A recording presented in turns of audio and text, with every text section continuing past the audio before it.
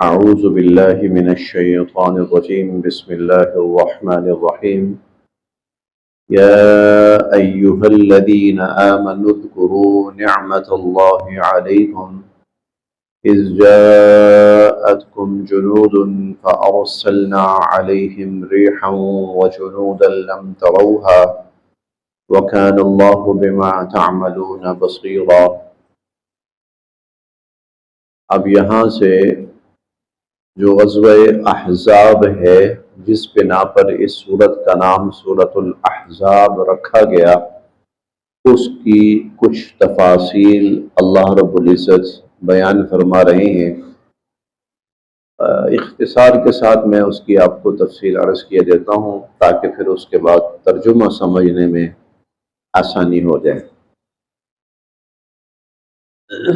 نبی کریم صلی اللہ علیہ وسلم جب مکہ مکرمہ سے ہجرت فرما کر مدینہ منورہ تشریف لائے تو حضور علیہ الصلوۃ والسلام نے مدینہ کی جو ریاست تھی اس کو قائم کرنے، اس کو مستحکم کرنے اور اس کو محفوظ بنانے کے لیے بڑے اقدامات کیے،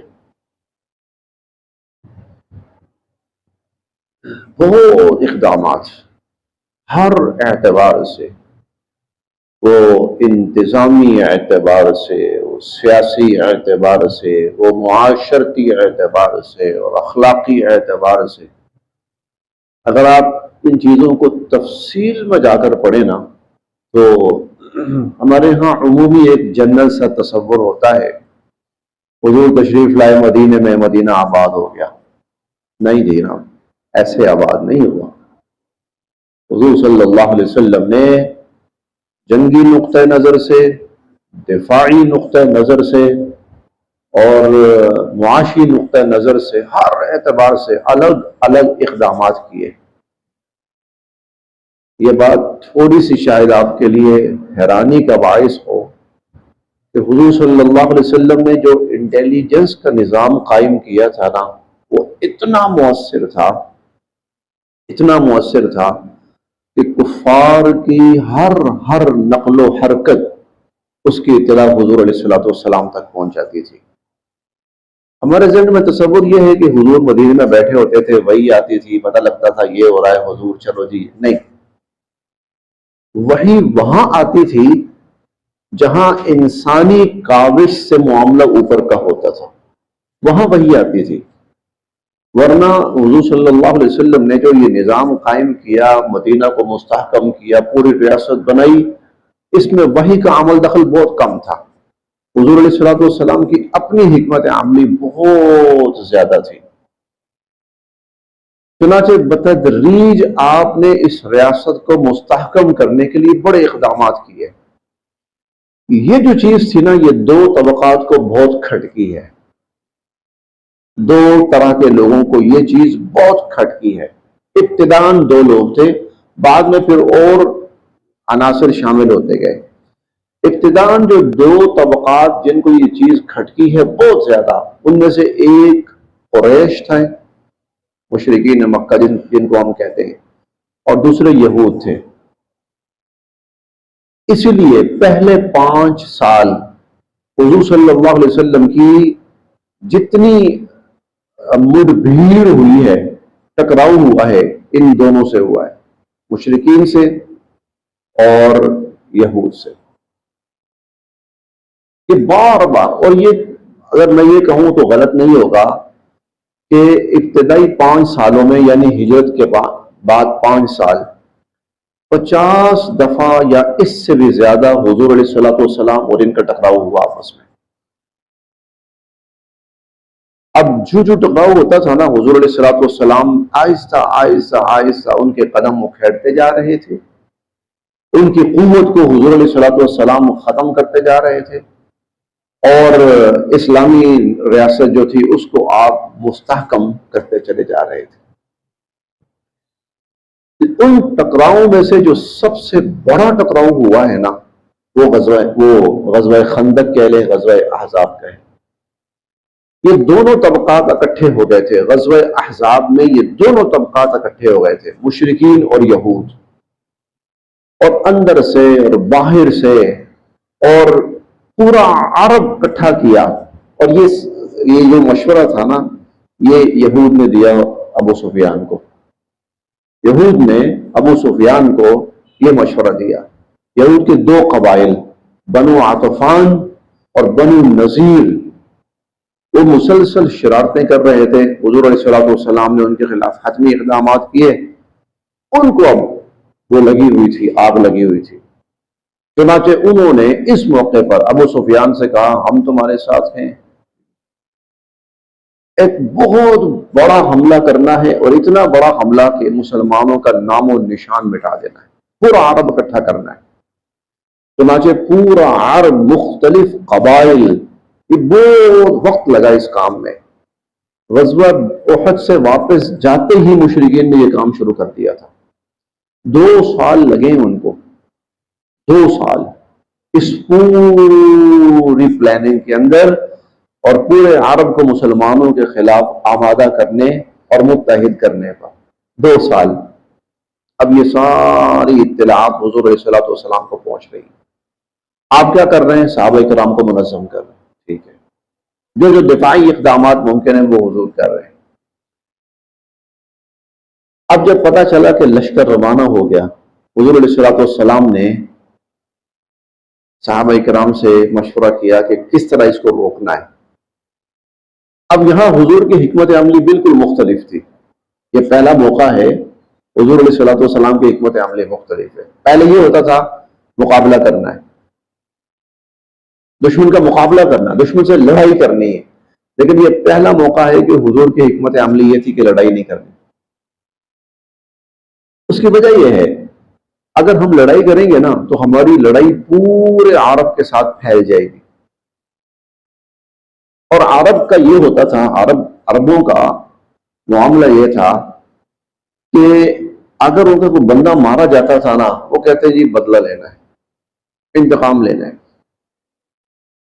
چنانچہ بہت سارے اس طرح کے واقعات ہمارے سامنے آتے ہیں کہ اس نیت سے کوئی بھی قبیلہ یا کوئی بھی فرد مسلمانوں کے خلاف لڑنے کے لیے آتا تھا کہ فلاں موقع پر انہوں نے ہمارا بندہ مارا تھا، ہم نے تو بدلہ لینا ہے. بہت سارے ایسے مواقع. تو اگر پورا عرب مسلمانوں کے ساتھ الجھ گیا، اور یہی یہود کی سازش تھی، اگر پورا عرب مسلمانوں کے ساتھ الجھ گیا تو مسلمانوں کا بڑا نقصان تھا. یہ تو ایک خانہ جنگی شروع ہو جاتی، ایک قبائلی لڑائی شروع ہو جاتی. اس لیے اس دفعہ حضور کی حکمت عملی یہ تھی کہ جنگ نہیں ہونے دینی. چنانچہ حضور صلی اللہ علیہ وسلم نے مدینہ کے اس طرف جو کھلی جگہ تھی اور جہاں سے مشرکین نے آنا تھا، 2 اطراف پہاڑ تھے. ایک طرف جنگل تھا، یعنی وہاں جنگلات اور درخت بہت زیادہ تھے، 2 سائڈوں پر پہاڑ اور ایک سائڈ کھلی تھی. یہاں سے مشرکین نے آنا تھا، حملہ آوروں نے آنا تھا. حضور علیہ الصلوۃ والسلام نے صحابہ کرام سے مشورہ کیا. تو ابو سلمان فارسی کی رائے یہ تھی کہ اتنی چوڑی خندق کھود لی جائے کہ جس کو وہ عبور نہ کر سکے. کہ اتنا بڑا لشکر جب آیا ہے، آگے جو صورتحال تھی وہ ان کے وہم و گمان میں بھی نہیں تھی. ان کے پلان میں یہ چیز تھی ہی نہیں کہ یہ ہو سکتا ہے. ان میں تو یہ تھا کہ آمنا سامنا اور لڑائی. حضور نے رکاوٹ کھڑی کر دی، اب لڑائی نہیں ہو سکتی. اب اتنا بڑا لشکر، سردی کا موسم ہے، سخت سردی کا موسم ہے. ٹھیک ہے، وہ 2 دن گزار جائے گا، 4 دن گزار جائے گا، ہفتہ گزار لے گا، لیکن کتنا ٹائم گزار سکتا ہے؟ لشکر نہیں گزار سکتا. ٹھنڈ ہے، سردی ہے، راتیں ہیں، خوراک ہے، بیماری ہے، سب کچھ ہے. تقریباً یہ 10,000 بندہ ہے، تو 10,000 بندے کو بھائی 3 نہ صحیح 2 ٹائم تو کھانا دینا ہے. اب مشرکین اور یہود دونوں کو لالے پڑ گئے، یہ تو کام خراب ہو گیا. پھر انہوں نے یہ کیا کہ مدینہ کے اندر ایک قبیلہ تھا، اس کا نام تھا بنو قریظہ. ان کے ساتھ مسلمانوں کا معاہدہ تھا، حلیف تھے دونوں کہ ہم بھائی متحد ہو کر کسی بھی دشمن کا مقابلہ کریں گے. اب ہونا یہ چاہیے تھا کہ جو یہود تھے مسلمانوں کے ساتھ ملتے اور مل کر مقابلہ کرتے، لیکن اب جو باہر یہود تھے نا، انہوں نے ان سے رابطہ کیا اور ان کو کسی نہ کسی طرح آمادہ کر لیا کہ باہر سے تو لڑائی مشکل ہے، اندر سے تم کوئی کوشش کرو. یہ تیار ہو گئے. یہ بنو قریظہ جو قبیلہ تھا یہ تیار ہو گئے. ٹھیک ہے. اور ان کی تیاری کے بعد تقریباً 1 ہفتہ مزید گزرا اس حال میں. باہر دشمن اور مسلمانوں کی رسد جو ہے نا، رسد وہ ختم ہو چکی ہے، کیونکہ احاطہ محاصرہ ہو گیا ہے اور تقریباً 1 مہینہ محاصرہ ہے، تو باہر سے کوئی چیز اندر نہیں آ رہی. تو اندر خوراک کی شدید قلت ہو گئی مسلمانوں کے پاس. وہ جو 2 پتھر باندھنے والا معاملہ ہے نا حضور کا، وہ یہی موقع تھا. اور وہ صحابی کا ایک پیڑ پر 1 پتھر باندھنے والا، وہ یہی موقع تھا. تو حضرت جابر رضی اللہ عنہ نے دعوت کی تھی حضور کی، حضور نے سب کو بلا لیا، وہ یہی موقع تھا. تو شدید قلت ہو گئی. اچھا، اندر بھی دشمن، وہ کسی وقت بھی حملہ آور ہو سکتا ہے. باہر بھی دشمن ہے، بڑی حد تک اس سے بچاؤ کا انتظام تو ہو گیا ہے، لیکن اندر اگر بغاوت ہوئی تو باہر والوں کے لیے راستہ کھل سکتا ہے. یہ کشمکش تھی. پھر حضور علیہ الصلوۃ والسلام نے ایک بڑی عجیب حکمت عملی اختیار کی. اپنے لوگ ان کے لشکروں میں بھیجے اور انہوں نے جا کر ان کے درمیان آپس میں پھوٹ ڈالی. اور یہ پھوٹ اس لیے زیادہ کامیاب ہوئی کہ 20 دن وہاں بیٹھ کرنا وہ ویسے ہی تنگ آئے پڑے تھے. وہ جان چھڑانا چاہتے تھے سب اب. اور وہ جو قریش کے ساتھ ان کے بہکاوے میں آ گئے تھے، سب سے زیادہ پریشان وہ تھے. لڑائی ہو نہیں رہی اور بس کوئی موقع بنے ہم یہاں سے نکلیں. چنانچہ پھر 1 ماہ کے بعد اللہ رب العزت کی طرف سے مدد آئی. اور وہ مدد اس شکل میں آئی کہ ایک رات، ویسے بھی شدید سردی کا موسم تھا، تو اور آپ کو پتا ہے کہ جو مدینہ ہے نا یہ ویسے بھی ٹھنڈا ہے. مدینہ ویسے بھی بہت ٹھنڈا ہے، تو سردی میں ٹھنڈ اور بڑھ گئی. اب اوپر سے شدید طوفان آیا اور بارش شروع ہو گئی. اس چیز نے نا اس پورے لشکر کو تتر بتر کر دیا. نتیجہ یہ ہوا کہ وہ لوگ جس کا جہاں منہ اٹھا ہے نا بھاگ کھڑے ہوئے، کیونکہ بھگدڑ مچ جاتی ہے. جانور نا بد حواس ہو جاتے ہیں. بد حواس ہو کر جانور جب رسیاں توڑا کے بھاگتے ہیں نا، تو وہ جتنی بھی فوج اور لشکر ہے نا وہ بد حواس ہو جاتا ہے. تو جس کا صبح جب ہوئی، آندھی ختم ہو گئی، صبح جب ہوئی دیکھا تو سارا میدان صاف ہے. پھر یہاں حضور علیہ الصلوۃ والسلام نے ایک جملہ کہا، فرمایا آج کے بعد یہ تم پر حملہ نہیں کر سکیں گے. بس جتنا انہوں نے کرنا تھا نا کر لیا، یہ ان کا آخری شو تھا. اس کے بعد فرمایا کہ اب تم ان پر حملہ کرو. اب یہ باہر والے ختم ہو گئے. اس کے بعد اللہ تعالیٰ کے حکم سے حضور صلی اللہ علیہ وسلم نے جو اندر یہود قبیلہ تھا جنہوں نے بغاوت اور غداری کی تھی، اللہ نے فرمایا جاؤ ان کو سبق سکھاؤ. وہ ہم کل کے سبق میں انشاءاللہ امید ہے پڑھیں گے. پھر چنانچہ اس کا خاتمہ کیا گیا. جو بنو قریظہ تھا ان کا خاتمہ کیا گیا. اب صرف ترجمہ ہے. اچھا، اس میں ایک بہت بڑا طبقہ اور بھی تھا. یہ منافقین کے نام کا طبقہ تھا. تفصیل سے ہم بات پڑھ چکے ہیں کہ جب مسلمان مدینہ آئے نا، اس سے پہلے مدینہ میں ایک اور سلسلہ شروع ہو چکا تھا. مدینہ کے لوگ آپس کی لڑائیوں سے تنگ آئے ہوئے تھے. انہوں نے سوچا کہ کوئی ہمیں ایسا نظام بنانا چاہیے کہ امن سکون سے رہیں. تو چلے جس طرح ایران اور فارس اور روم اور وہاں ایک سسٹم ہوتا ہے کہ ایک بادشاہ اور ایک حکمران ہوتا ہے.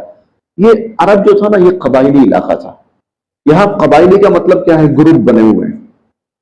جیسے آپ افغانستان کو دیکھ لیجئے، افغانستان قبائلی ملک ہے، گروپ بنے ہوئے ہیں اور ہر قبیلہ اپنی جگہ پر وہ ایک الگ گروپ ہے.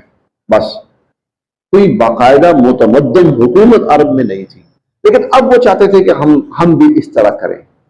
چنانچہ عبداللہ بن ابی اس پر اتفاق ہو گیا کہ اس کو ہم اپنا بادشاہ بناتے.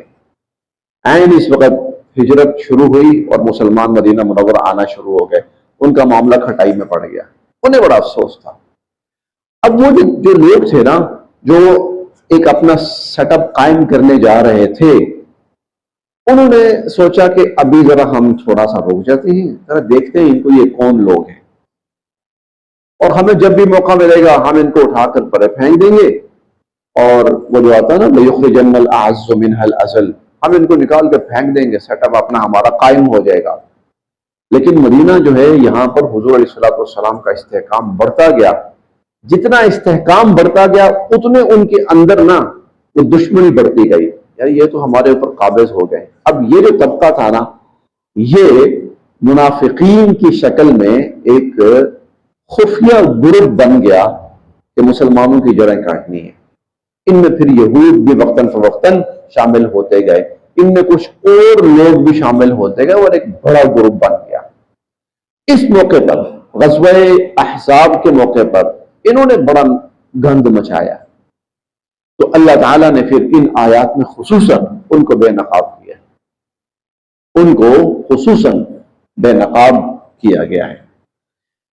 یا ایھا الذین آمنوا، اے ایمان والو، اذکروا، یاد کرو، نعمت اللہ، اللہ کا احسان، علیکم، جو تم پر ہوا، اللہ تعالیٰ کا وہ احسان یاد کرو جو تم پر ہوا، اذ، جب، جاءتکم، آئے تم پر، جنود، لشکر، فوجیں، جب فوجیں تم پر حملہ آور ہوئیں، یہ مشرکین تھے، فَأَرْسَلْنَا، تو ہم نے بھیجی، علیہم، ان پر، ریحًا، ہوا، یہ آندھی آئی تھی، وجنوداً، اور ایسے لشکر بھیجے، لم تروہا، جنہیں تم نہیں دیکھ سکتے تھے، یہ فرشتے تھے، فرشتے اور آندھی۔ اللہ رب العزت نے مسلمانوں کی مدد کے لیے یہ دو انعام فرمائے۔ وَكَانَ، اور ہیں، اللہ، اللہ، بما تعملون، جو کچھ تم کر رہے ہو، بصیرا، دیکھ رہے، اور جو کچھ تم کر رہے ہو اللہ پاک اس کو دیکھ رہے ہیں۔ اے ایمان والو، اللہ کا احسان اور اللہ کا انعام یاد کرو جو تم پر اللہ نے کیا، جب فوجیں تم پر حملہ آور ہوئی تو ہم نے ان پر ہوا اور ایسے لشکر بھیجے جنہیں تم نہیں دیکھ سکتے تھے۔ وَكَانَ اللَّهُ بِمَا تَعْمَلُونَ بَصِيرًا، اور جو کچھ تم کر رہے ہو نا اللہ تعالیٰ اس کو دیکھ رہے ہیں۔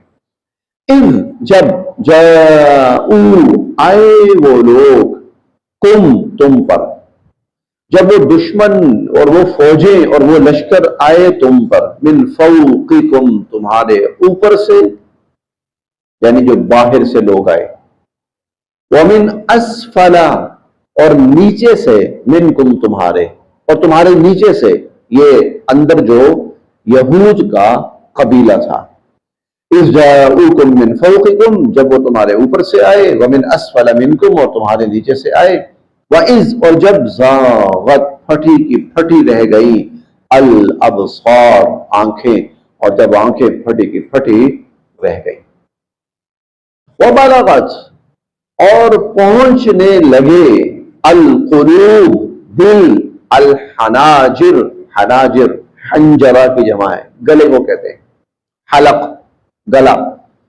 اور دل جو تھے وہ حلق تک پہنچنے لگے۔ ہماری اردو کا محاورہ ہے، دل اچھل کر حلق میں آ گیا۔ یہ شدید تکلیف کے موقع پر اور شدید کسی نقصان اور حادثے کے موقع پر بولا جاتا ہے، یہ وہی چیز ہے۔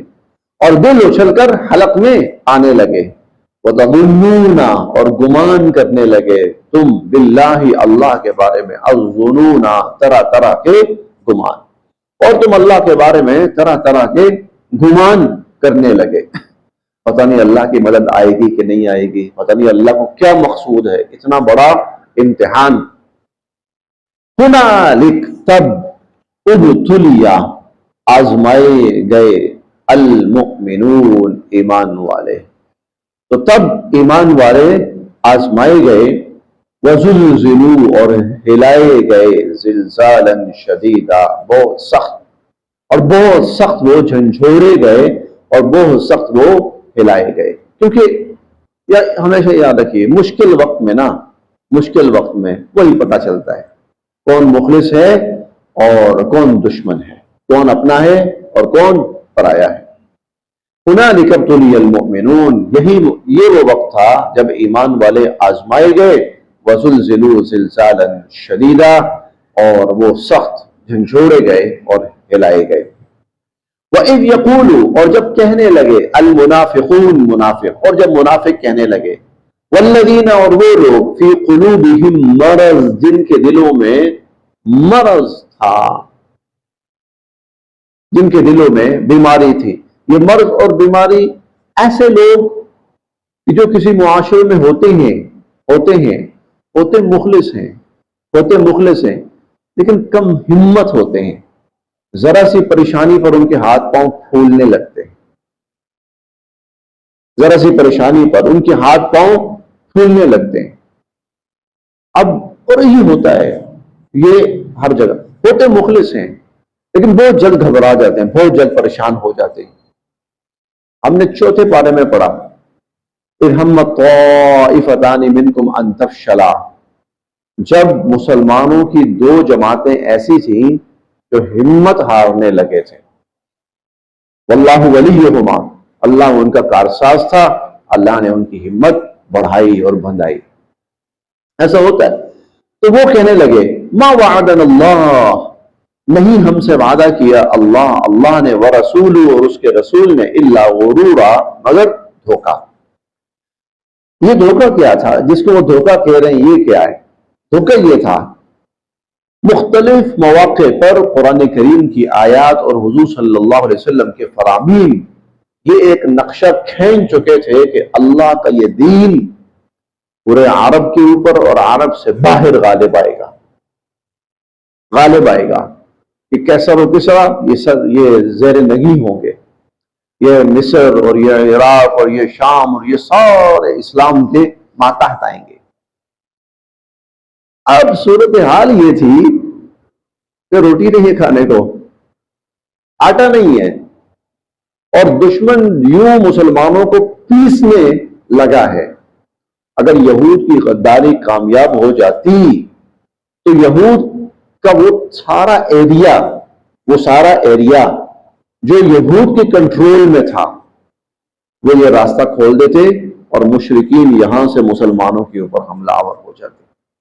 تب بہت بڑی تعداد تھی، تب بچنا ممکن نہیں تھا۔ اچھا، تو وہ کہہ رہے جی روٹی کھانے کو روٹی نہیں ہے پاس، اور پتہ نہیں ہے کہ بچنا ممکن ہے یا نہیں ہے، اور جناب ہم کیسر و کسرا پہ حکومت کریں گے، اور شام اور عراق ہمارے زیر نگی ہوں گے، اور فلاں کو تخت ملیں گے، اور فلاں کو تاج ملیں گے، اور فلاں کو یہ ملے گا۔ ما وعدنا اللہ ورسولہ الا غرورا، اللہ اور کے رسول نے ہم سے جو وعدہ کیا نا وہ تو لگتا ہے کوئی دھوکہ ہی تھا۔ وَإِذْ قَالَتْ، اور جب کہنے لگی، طَائِفَةٌ، ایک جماعت، منہم، ان میں سے، اور جب ان میں سے ایک جماعت کہنے لگی، یا اہل یثرب، یا اہل یثرب، اے یثرب والو، یثرب مدینہ کا پرانا نام، اے یثرب والو، لا مقام لکم، یہاں ٹھہرنے کی کوئی ضرورت نہیں ہے، فرجعوا، واپس لوٹو، یہاں ٹھہرنے کی کوئی اب جگہ نہیں ہے۔